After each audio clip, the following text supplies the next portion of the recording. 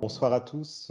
J'ai démarré en principe l'enregistrement, donc je vous souhaite à toutes et à tous une cordiale bienvenue sur cette session Meet and Connect, une session où ce soir on a la chance, le plaisir d'accueillir comme orateur Vincent Pignon, pardon, qui est le CEO de Weekend Group, membre de la Chambre et qui va ce soir nous parler d'un sujet qui est un sujet d'actualité, qui est celui de la blockchain et de la digitalisation, et pour voir quels sont les impacts de ces deux transformateurs de nos économies, et aussi quelques applications pratiques qu'on peut voir au travers de différents secteurs. Donc Vincent, merci beaucoup d'être avec nous ce soir. On attend encore quelques participants, mais je dirais pour essayer de respecter au mieux le timing, je vais vous passer dès maintenant la parole, et puis je vais pouvoir rappeler aussi les participants au fur et à mesure. Alors peut-être juste sur le déroulé, on a prévu environ 15-20 minutes d'intervention de la part de Vincent, et puis ensuite une quarantaine de minutes d'échange, de session de questions-réponses entre les différents participants et Vincent Pignon. Ce que je vous invite à faire, c'est que vous pouvez dès maintenant ouvrir votre caméra et peut-être fermer votre micro pour qu'on évite un petit peu les bruits parasites qu'il pourrait y avoir. Et puis, dès qu'on passe dans la phase d'échange et de questions-réponses, on retirera la présentation et puis on essaiera d'être à ce moment-là tous à l'écran. Voilà, merci beaucoup. Vincent, je vous passe tout de suite la parole. Merci d'être avec nous. Parfait, merci. Bon, merci Romain, bonsoir à toutes et à tous. Tout d'abord, merci à Romain et à la Chambre de me donner l'opportunité de pouvoir vous rencontrer et échanger avec vous ce soir. C'est un plaisir de pouvoir parler de la blockchain, de la digitalisation et puis d'esquisser en 15-20 minutes. On ne pourra qu'esquisser, mais esquisser les impacts attendus et quelques cas d'application sur lesquels j'ai l'occasion de travailler, dont je pourrais vous parler plus en détail.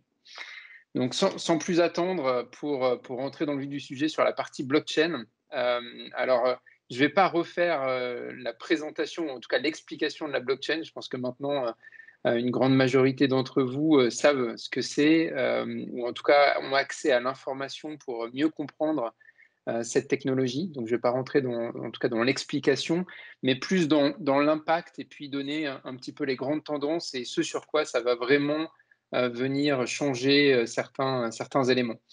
Le premier, c'est que c'est un marché qui connaît une forte croissance, le marché de la blockchain au sens large. Je ne vais pas rentrer dans le détail des chiffres, mais ce qu'on voit, c'est que on a eu une phase de test qui était autour des années 2016-2018. Beaucoup d'entreprises, beaucoup d'organisations ont fait des prototypes pour essayer de mieux appréhender, mieux comprendre cette technologie. Aujourd'hui, on est en train de rentrer dans une phase qui est plutôt une phase d'adoption, sur lequel on a différentes typologies d'adoption, mais de plus en plus d'investissement sur l'utilisation de cette technologie. Et finalement, c'est ce qu'on voit par rapport à ces chiffres que vous pouvez voir à l'écran. C'est qu'en 2019, c'est à peu près 2 billions de dollars qui ont été investis dans la blockchain. Il est estimé 69 d'ici 2027. Ce sera très probablement plus. Pourquoi? Parce qu'on va venir modifier des infrastructures et ces infrastructures nécessitent des investissements importants. Alors même si on pourra en discuter tout à l'heure, beaucoup de protocoles blockchain sont open source et donc peuvent être accessibles sans nécessairement avoir à financer soi-même les développements pour pouvoir les utiliser. Donc ça, c'est un premier point. Le deuxième point, je pense, qui est intéressant, c'est qu'au-delà de la technologie, la blockchain fait partie des impacts sur lesquels on parle avec des tendances importantes comme l'intelligence artificielle, comme l'ordinateur quantique. Enfin, vous entendez très probablement parler de ces sujets très régulièrement. La différence avec la blockchain, c'est qu'il n'y a pas uniquement un impact technologique, il va y avoir un impact sur les modes économiques et business, que ce soit côté secteur public, gouvernement, et je pense notamment aux banques centrales avec l'émission de monnaie numérique, au registre officiel pour toute l'administration publique, et puis aussi pour les entreprises privées qui vont pouvoir utiliser cette technologie. Mais il y a aussi un impact social et sociétal, puisqu'on parle de décentralisation avec la blockchain. Et finalement, ça va modifier beaucoup de prérequis qui jusqu'à présent étaient, on va dire, considérés comme acquis, en tout cas depuis les quelques dizaines d'années. Donc ça, c'est un premier point sur l'impact. Je pense que c'est un impact qui va être beaucoup plus large que d'autres technologies et qui est aussi intéressant d'appréhender pour voir comment on peut l'utiliser. Alors, dans les opportunités et notamment ce qui fait que la blockchain est dans un momentum particulier, il y a 4 points qui me semblent intéressants à distinguer. Le premier, c'est la partie cybersécurité. Depuis, en particulier 1 an et le début de la pandémie, on entend tous parler, du renforcement des attaques, des ransomware, des cyberattaques, et finalement, on est de plus en plus dans un monde digitalisé avec le télétravail, le home office et tout ce qui a été mis autour. Finalement, ces failles sont de plus en plus sensibles et potentiellement importantes. Et ce qui est intéressant avec la blockchain, c'est qu'on vient rajouter une couche de sécurité, puisque tous les échanges qui sont faits via ces réseaux sont cryptographiés de point à point. C'est-à-dire qu'on n'a accès à aucune information qui transite dans des réseaux blockchain. C'est ce qu'on appelle le Zero Knowledge Proof. Et ça, je pense que c'est quelque chose qui est vraiment important pour beaucoup d'organisations dans l'appréhension de la sécurité des échanges digitaux.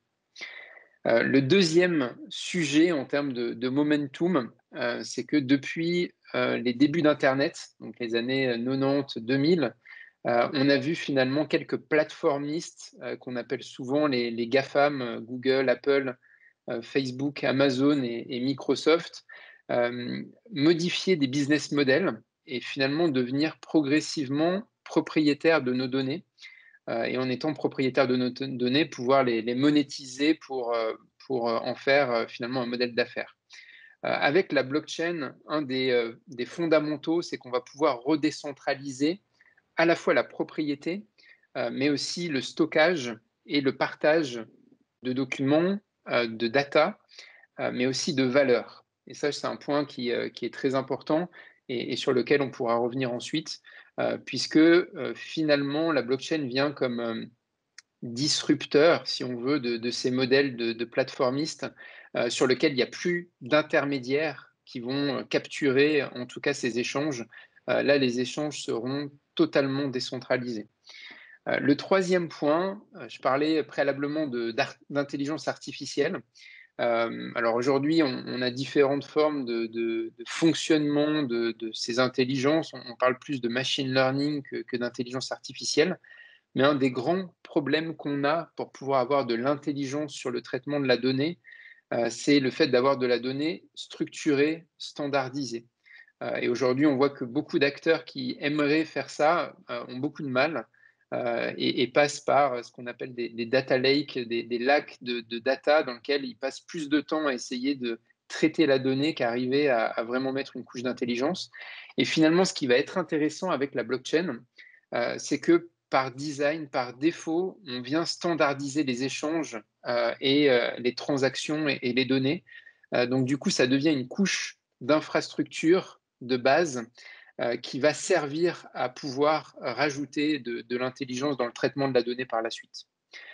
Le dernier point, je l'évoquais un petit peu plus tôt par rapport à la pandémie, mais on a été tous, et on l'est encore ce soir, puisque c'est un meet and connect digital et pas physique, dans un monde digitalisé.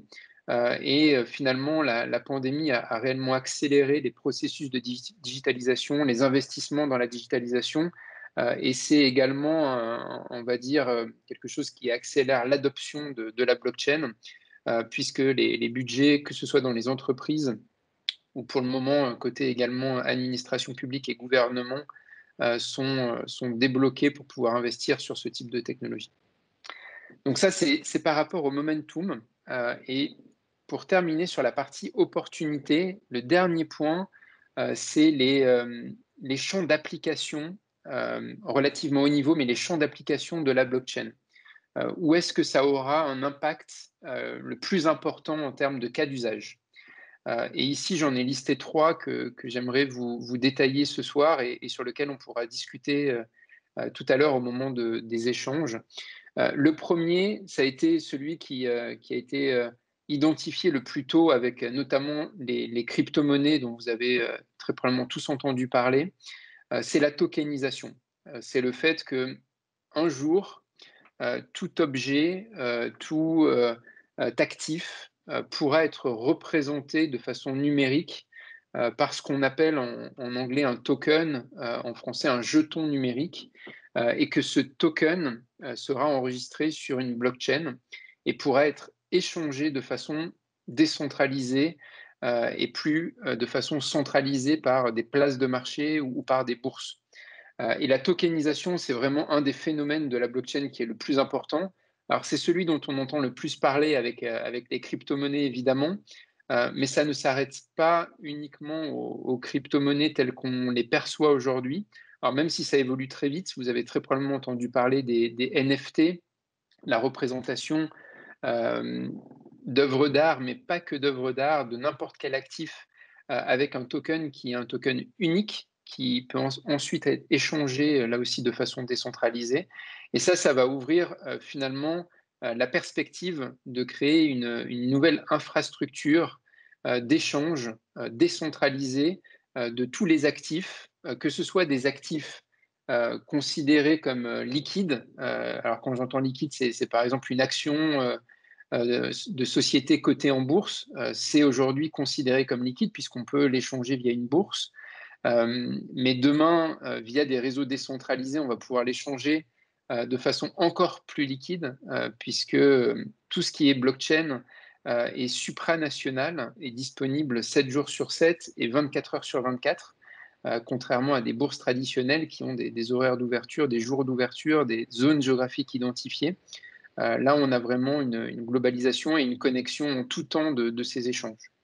Donc ça, c'est le premier point. Le deuxième point, c'est la partie compliance, auditabilité, qui est un point aussi très important sur lequel beaucoup d'acteurs de la conformité ou de l'audit, comme les cabinets d'audit, ont déjà beaucoup investi, puisque ça va permettre de systématiser les contrôles, de les suivre en tout temps, et de plus faire l'audit comme on le faisait préalablement, alors encore aujourd'hui dans beaucoup des cas, mais de façon aléatoire et a posteriori. Là, on va pouvoir le faire de façon systématique et en temps réel.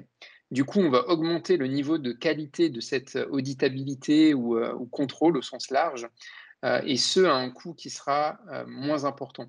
Donc ça, c'est un domaine d'application qui est vraiment considérable, sur lequel il y a beaucoup de cas d'application, notamment sur les certificats, le contrôle des normes, le contrôle de la propriété intellectuelle, et évidemment le contrôle de tout ce qui est réglementation, quel que soit le régulateur qui peut appliquer cette réglementation. Le dernier point, en termes d'opportunité, c'est la traçabilité. Alors là, on a beaucoup de cas d'usage également qui sont déjà en production et qui fonctionnent bien, pour tracer à la fois des systèmes de supply chain management, donc que ça aille d'un fournisseur, d'un producteur, à un distributeur et potentiellement à un consommateur final, et ce, quelle que soit l'industrie.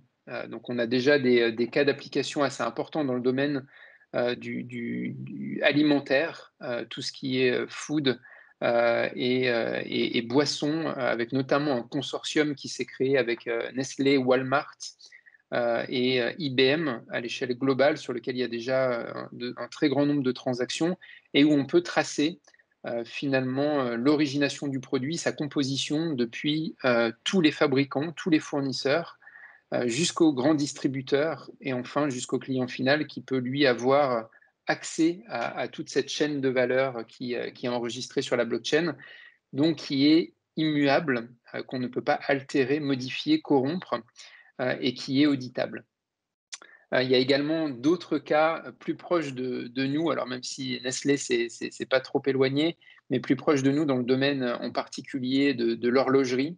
Il y a beaucoup d'acteurs horlogers qui ont fait ça pour les montres ou pour des pièces relativement rares. Là aussi, en émettant en particulier des certificats d'authenticité, des montres et de leurs composants, et également des certificats de garantie, pour lutter en particulier contre la contrefaçon et le marché secondaire, le marché qui serait fait par des contrefacteurs à l'échelle globale.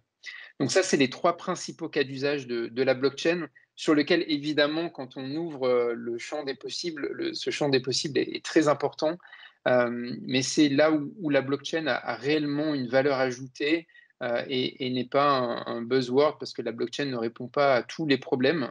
Ça c'est je pense quelque chose qu'il faut aussi, bien comprendre et avoir en tête. Il y a eu un hype très important autour de cette technologie. Aujourd'hui, il y a des cas d'usage concrets, pertinents, sur lesquels il y a un retour sur investissement pour les acteurs qui l'utilisent. C'est pas sur tous les sujets et un des points importants, on le voit sur toutes ces thématiques-là, c'est que ça nécessite qu'il y ait un consortium, un réseau d'acteurs, en tout cas, pas un acteur seul en silo qui fasse cela, mais un ensemble d'acteurs qui garantissent que ce registre pourra être mis à jour par tous ces acteurs.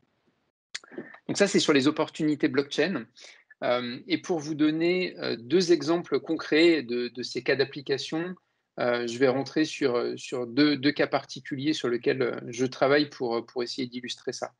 Le premier, c'est Weekend Comply. Donc là, c'est la problématique de la compliance, donc auditabilité compliance, le deuxième cas que j'ai eu l'occasion de présenter, où ce qu'on fait jusqu'à présent avec des banques et notamment des gérants de fortune indépendants, c'est l'échange de données et de données pardon, et de documents liés à la compliance pour s'assurer que tous les acteurs répondent aux enjeux réglementaires.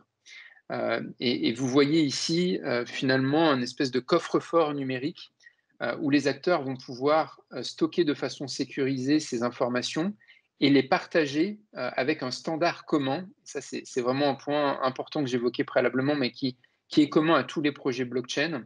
Un standard commun entre tous les acteurs. Et finalement, pour celui qui a de la donnée ou des documents, il n'aura pas besoin de faire ce travail X fois avec tous ses interlocuteurs.